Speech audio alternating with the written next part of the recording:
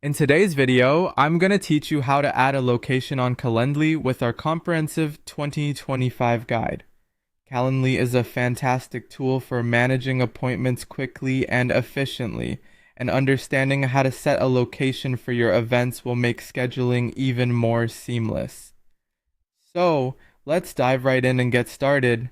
First, let's navigate to Calendly's main website. Open your favorite browser and type in calendly.com. Once you're on the home page, you'll see the option to log into your account at the top right corner. Go ahead and click it. If you haven't already created an account, make sure to sign up, but for today's purpose, we assume you already have one. Next, you'll be prompted to sign in, and here we suggest clicking on Continue with Google for a quick and hassle-free process.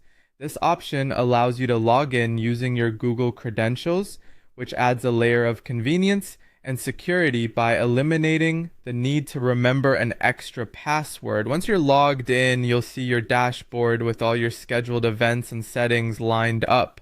Now, what we want to do next is focus on customizing an event type. So find the event you want to edit, usually represented by highlighted text or buttons, and click on it.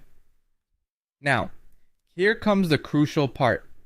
Look for the location setting on your event page. It often appears in the event's detailed view. Clicking location will provide you with a drop-down menu with different options for specifying where your meeting will take place. Then, click on Add Location.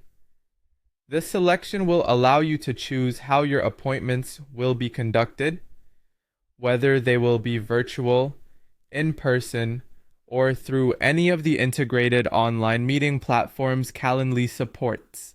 For this demonstration, let's assume you want to meet in person. Choose the in-person option from the menu.